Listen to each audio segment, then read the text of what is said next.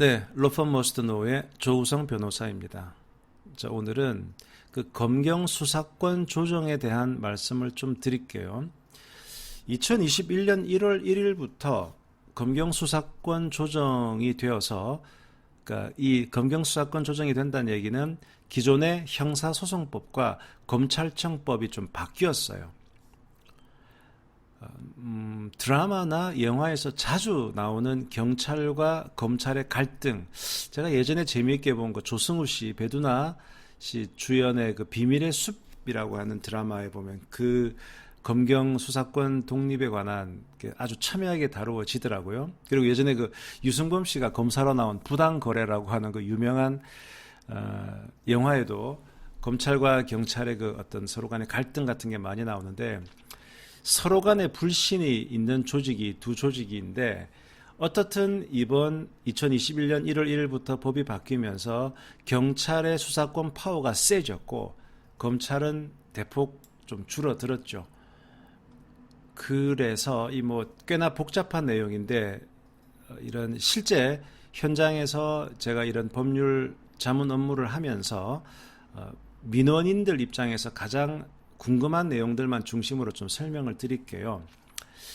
예전에는 보면은 이 고소장을 또 고발장을 경찰이나 검찰 어디에다가 제출하는 게 좋습니까? 이런 질문을 많이 하세요. 그러면서 원래는 경찰에도 할 수 있고 검찰에도 할 수 있는데, 그래도 이거 뭐 검찰에 하는 게 더 낫지 않겠습니까? 검찰에 하는 게 좀 더 무게감이 있고 외풍을 덜 받지 않겠습니까? 그래서 경찰에도 할 수 있지만 검찰청에 고소하는 경우가 많았는데, 이제는 이 검찰은 기본적으로 수사권이 아주 제한돼요.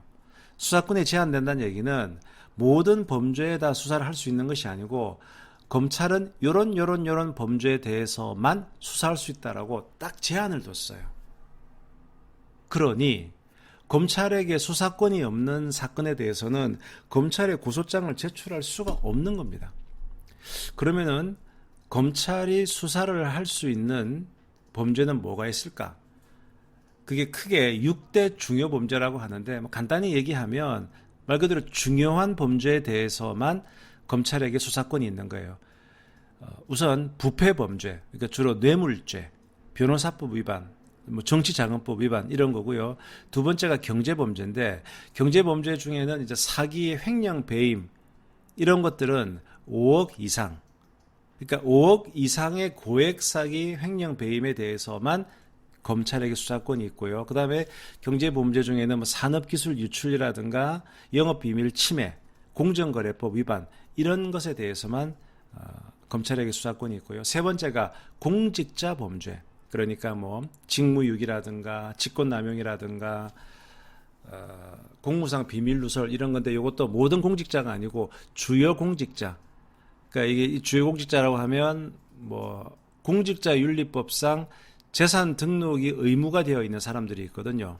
국회의원, 지자체장, 법관, 검사, 4급 이상 공무원, 공기업 임원, 이렇게 이런 사람들의 공직자 범죄만 또 검찰의 대상이고, 선거범죄, 그 다음에 방위사업 관련 범죄, 그 다음에 대형 참사 범죄. 그러니까 사실 일반 우리 서민들과 관련된 것은 아까 경제범죄가 있을 수 있겠는데, 경제범죄도 5억 이상에 대해서만, 사기, 횡령, 배임에 대해서만 검찰이 수사권을 가질 수 있는 거기 때문에 이제는 검찰에 고소장을 낼 수 있는 범죄는 되게 제한된다는 거. 그래서 모든 고소장과 고발장은 이제는 예를 들어서 뭐 폭행이다, 상해다, 뭐 교통사고다, 뭐 전부 다 이제는 경찰에게 수사권이 있기 때문에 고소장을 내야 됩니다. 자, 그러면 만약에 고소를 했어요. 고소를 했는데 이번에 검경 수사권 조정에서 가장 크게 바뀐 게 뭐냐 그러면, 수사를 종결할 수 있는 수사 종결권이 경찰에게 생긴 겁니다. 자, 수사 종결권이 뭐냐? 말 그대로 수사를 끝내는 거죠. 즉, 좀 더 디테일하게 얘기하면, 고소를 했는데 이거 뭐 죄가 없는 것 같아, 죄가 없는 것 같아라고 만약에 판단을 하게 되면, 경찰이 이거 죄 없는 거니까 더 이상 수사 안 할랍니다, 끝냅시다 라고 하는 수사 종결권이 경찰에게 생긴 거예요. 이게 왜 중요하냐? 예전에는 경찰이 수사를 1차로 했는데 죄가 없다라고 생각을 해도 검찰에 반드시 기록을 다 넘겨야 돼요. 기록을 넘기면서 그냥 다만 의견을 붙이는 겁니다. 저희들이 1차 수사해봤는데 뭐 죄가 없는 것 같은데요? 그냥 의견을 붙일 뿐이에요. 그러면 진짜 죄가 있는지 없는지 검사인 우리가 한 번 더 판단할게 라고 해서 검찰에서 2차 판단을 하는 겁니다.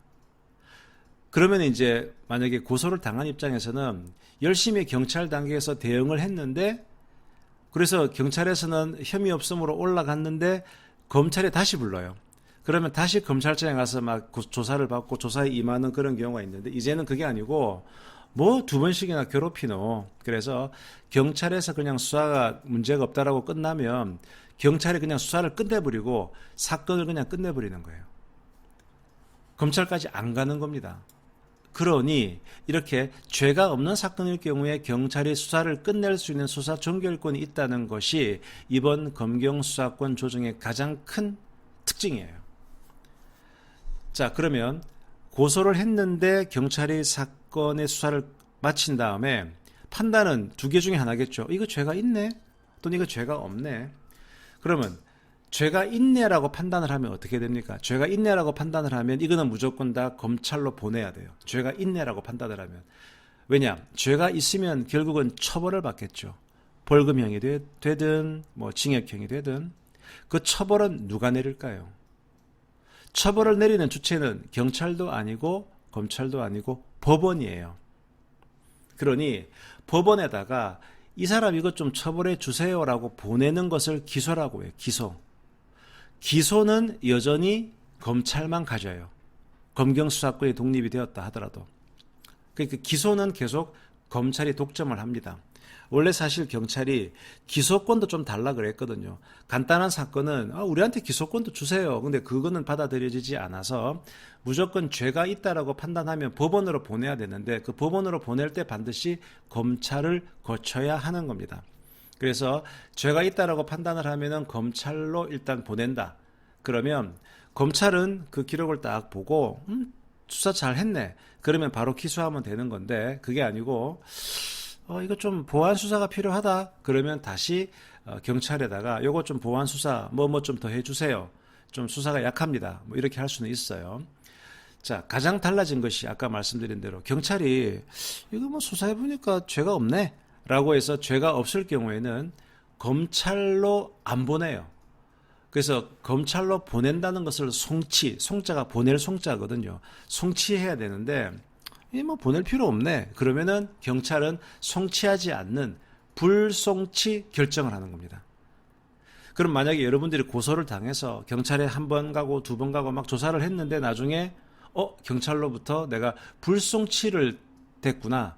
불송치 결정이 내려졌구나. 그러면은 제일 땡큐죠. 즉 내가 방어를 잘해서 경찰이 볼 때 내가 죄가 없다라고 인정해 줬구나. 불송치 결정을 받는 게 고소를 당한 사람한테는 가장 베스트죠.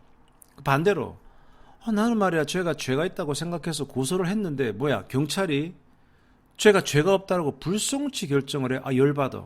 열받겠죠. 열받으면 어떻게 할 수 있을까요?